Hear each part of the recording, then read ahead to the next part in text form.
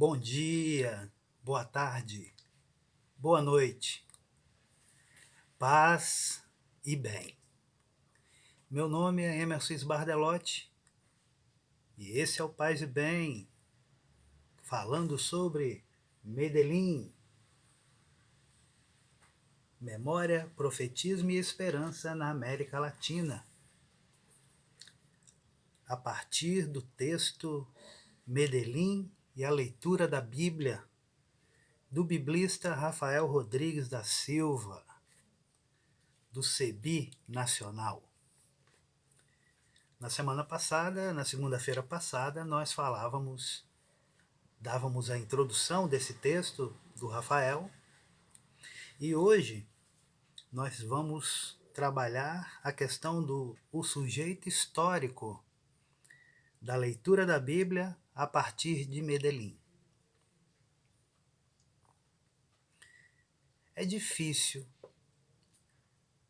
falar da leitura da Bíblia no período pós-Medellín, sem se referir à leitura popular da Bíblia instaurada por Frei Carlos Mesters e o Centro Ecumênico de Estudos Bíblicos. A leitura sociológica, difundida e amplamente praticada por Frei Gilberto Gorgulho e Ana Flora Anderson. A leitura socioeconômica inserida nas lutas populares de Milton Schwantz. A leitura da Bíblia com a utilização de ferramentas da fenomenologia, antropologia e análise literária, difundida por Severino Croato, e a chave política na leitura da Bíblia e da história de Israel, incentivada por George Pixley na sua História de Israel a partir dos pobres. Claro e evidente que há outros expoentes e aspectos que foram aparecendo na caminhada nesses mais de 50 anos. Com a Conferência de Medellín, 1968, na Colômbia, a Igreja Católica explicitou sua opção pelo povo, pelos pobres, pela sua libertação integral e pelas comunidades eclesiais. Nessa opção, se propõe a ser um novo modelo, a Igreja dos pobres, e que se torna um desafio para o ecumenismo. A igreja que se orienta a partir de Medellín se assenta no mundo dos pobres e lê o Evangelho em conexão com as suas preocupações por pão, terra e vida digna. Pão, terra e vida digna. A igreja se insere no submundo dos oprimidos e olha o povo de Deus desde a periferia. A igreja que nasce da periferia. É a irrupção dos pobres na igreja, pois eles passam a interpelar, converter e transformar. Fazem com que a igreja se dê conta do que sempre devia ser. E para a igreja ser dos pobres, ela os deve acolher e proclamar a justiça, a solidariedade e a libertação. E imitar Jesus pobre entre os pobres, mostrando um Deus que quer libertar. É inaceitável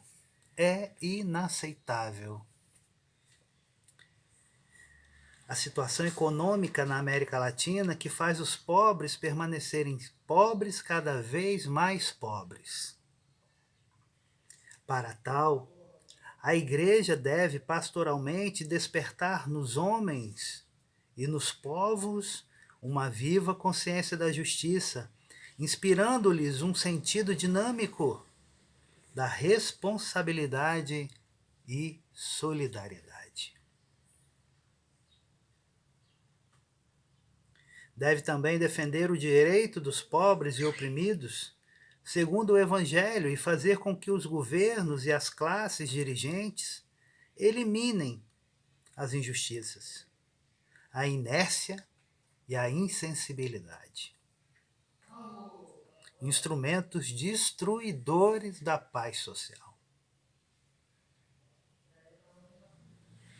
Não haverá paz sem justiça social. Não haverá.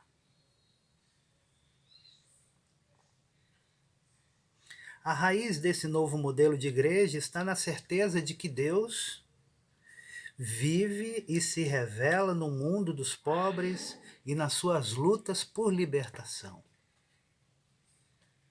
Por isso, o credo dos pobres não consiste tanto em afirmar que Deus existe, mas sim proclamar com a vida que Deus caminha nos passos do povo, que Deus luta nas batalhas cotidianas dos humildes.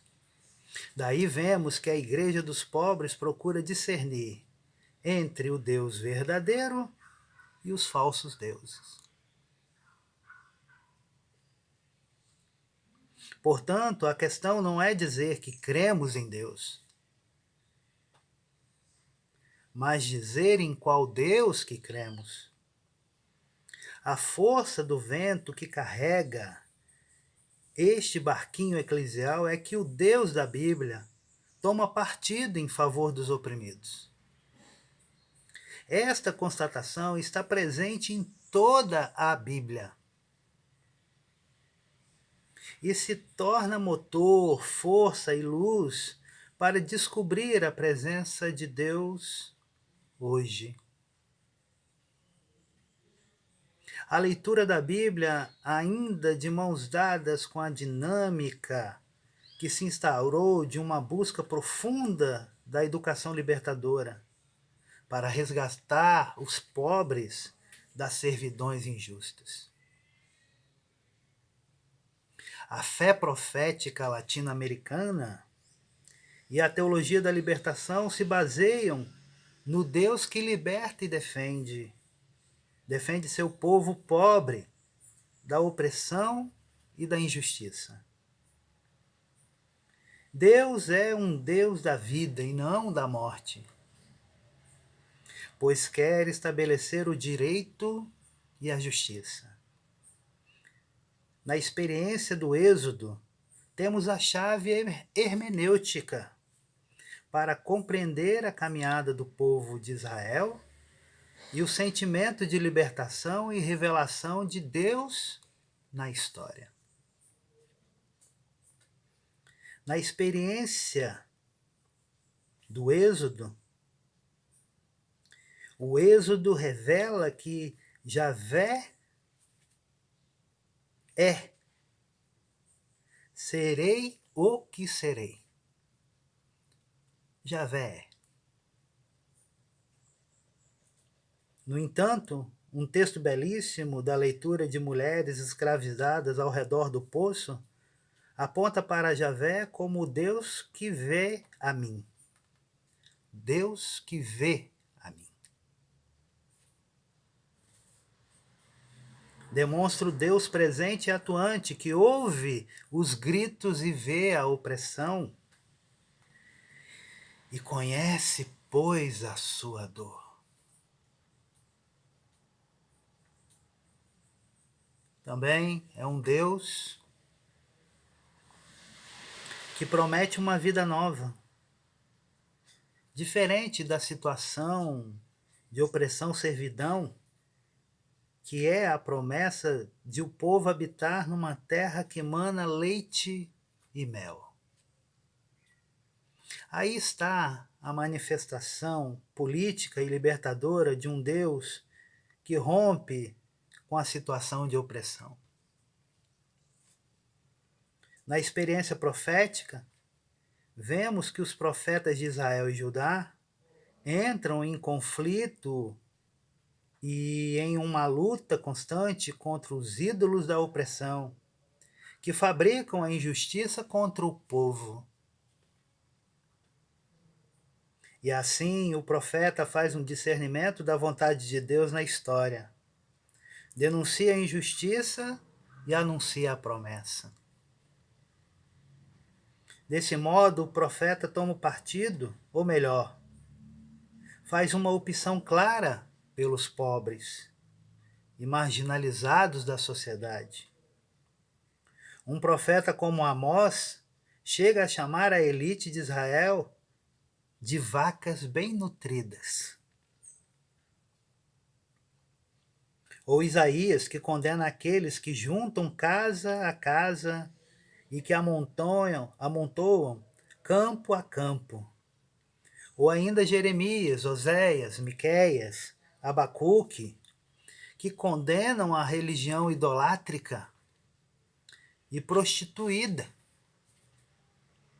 e o Estado, que edificam suas casas sem justiça e que derramam o sangue inocente. Eles manipulam, pisoteiam, atropelam o direito e devoram a carne do meu povo. Mas nessa situação conflitante com os grandes que promovem a injustiça, a corrupção, a opressão, a prostituição e a idolatria, os profetas encontram a face de um Deus que se coloca ao lado dos pobres e oprimidos. E por isso vão anunciar ao seu povo a vontade deste Deus, que caminha nos passos do povo desde a terra do Egito.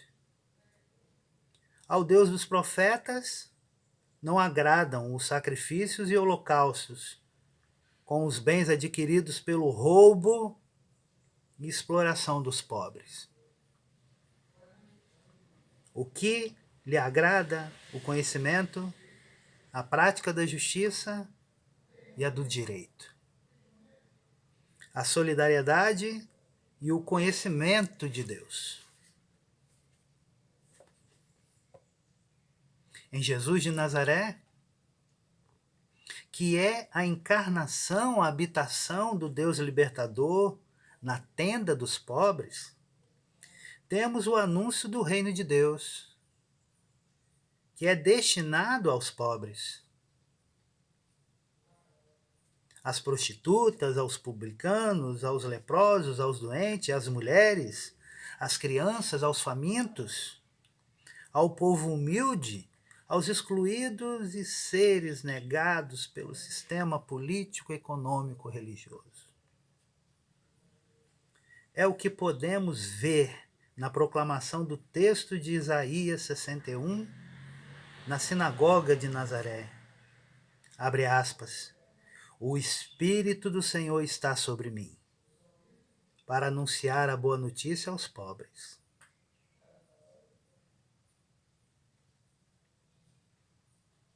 Fecha aspas. Na sua prática coerente com o projeto do Deus libertador, Jesus caminha na contramão, rompe com esquemas, desconcerta e provoca resistências. Através de seus atos e palavras, testemunha o reino que é anunciado aos pobres. Promove esperança e certeza de libertação. Jesus anuncia o Deus dos pobres e das bem-aventuranças, em contraposição ao Deus dos ricos e poderosos. O Deus do reino e da vida, em abundância, em contraposição ao Deus dos fariseus e do templo. Assim, os pobres e a igreja dos pobres vão descobrindo que o Deus libertador da Bíblia não é igual ao Deus dos senhores. Tu és o Deus dos pobres, o Deus humano e simples, o Deus que sua na rua, o Deus do reino, o Deus do rosto curtido. Carlos Mejia Godoy. Como cantamos pelos caminhos da América e do Caribe. A experiência de fé no seio das comunidades de base põe de manifesto a importância central da Bíblia nessa nova forma de ser igreja na América Latina. A palavra de Deus é a referência para o povo que procura orientar sua ação em meio a situações que lhes cabe viver. O princípio de sola escritura, tão importante na reforma do século XVI, é revitalizado pela prática da Igreja dos Pobres. A Bíblia é tomada como fonte de fé e conduta. Os pobres vão até ela para lançar-se em ação na sociedade. Não fazem uma leitura privada da Escritura, mas a estudam comunitariamente, para logo atuar como grupo em situações concretas no bairro, no sindicato e na própria igreja. Desse modo, começam a perceber a grande capacidade de motivação para a ação que contém a palavra de Deus, que promove liturgias e celebrações. O conhecimento dos símbolos com os quais a Bíblia refere-se ao reino permite aos pobres perceber a presença do mesmo no processo histórico.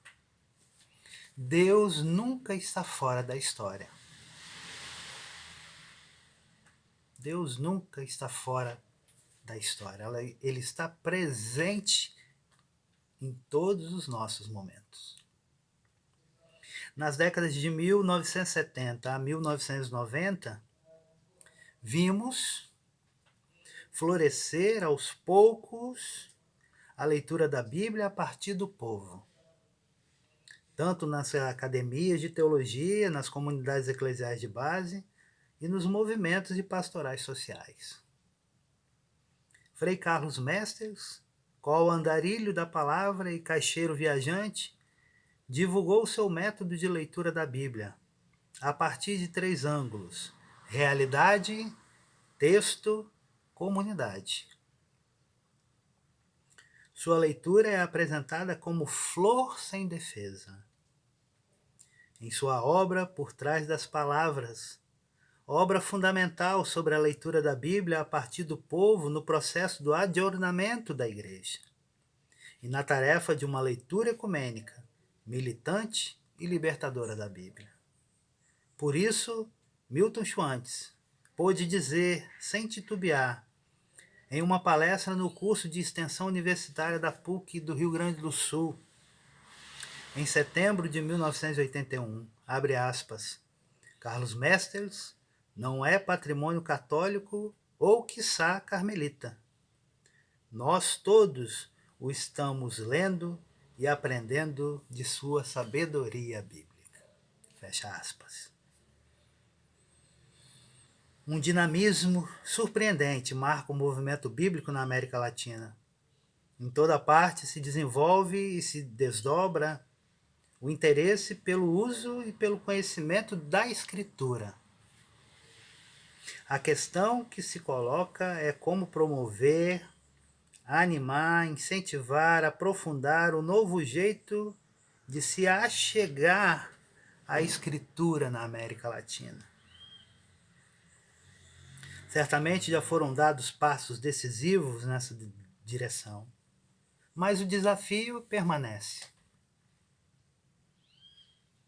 e precisará ser enfrentado com criatividade, pois tão somente estamos no início de um movimento que, à sua frente, ainda vai ter muitos desdobramentos.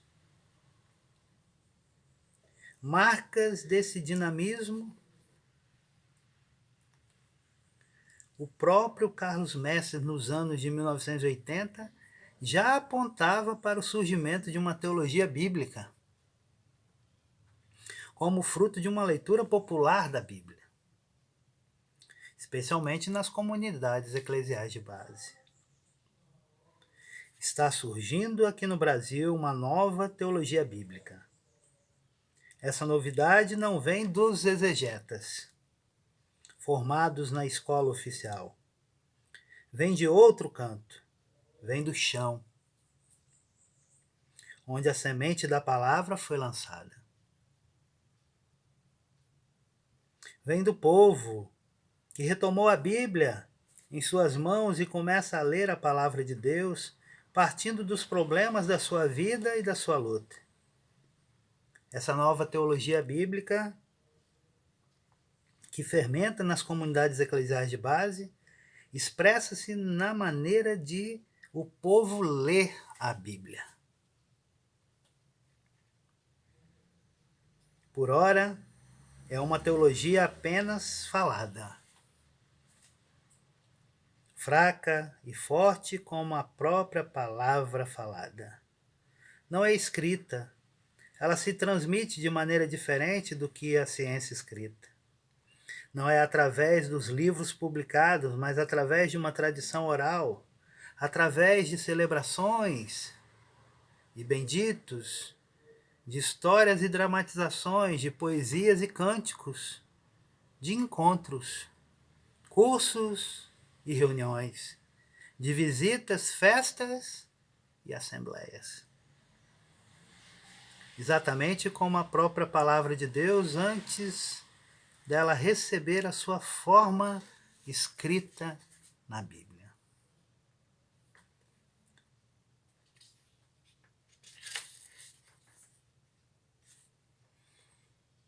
Gente querida, gente amada, tão profundo essa parte.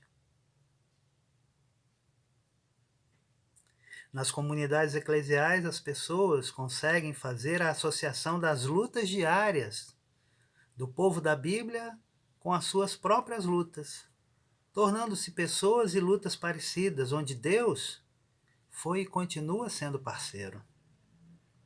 A leitura torna-se uma atividade comunitária, uma prática orante, um ato de fé. A Bíblia é valorizada como o livro da comunidade e gera nelas liberdade frente à Bíblia. Fazem uma leitura obediente, isto é, respeitam profundamente o texto. Desarmadas, colocam-se à escuta do que Deus tem a dizer, dispostas a mudar e a lutar se Ele o exigir. Transparece uma atitude de fidelidade quem não só ouve a palavra, mas também procura colocá-la em prática. Os pobres leem a Bíblia não como um simples texto, mas fundamentalmente com o propósito de discernir a presença e a revelação de Deus, perceber como Deus fala hoje. O famoso triângulo da interpretação proposta por Carlos Messer em seu método tem como questão central a descoberta do que Deus fala hoje. A leitura da Bíblia feita pelos pobres nas suas comunidades se orienta pelos seguintes critérios. Primeiro, os pobres levam para dentro da Bíblia os problemas da sua vida. Ou seja, leiam a Bíblia a partir da sua realidade e luta. Segundo, fazem uma leitura obediente e respeitam o texto, pois se colocam à escuta do Deus que tem a dizer. E terceiro, é uma leitura feita em comunidade, pois representa um ato de fé, uma prática orante e uma atividade comunitária. Na próxima segunda-feira, a gente continua. Adquira seu livro, Medellín, Memória, Profetismo e Esperança na América Latina, organizado por mim e pelo Neide Souza, da editora Vozes, mas você encontra nos aplicativos de busca. Gente querida, gente amada, um beijo grande, paz e bem, vida longa e próspera.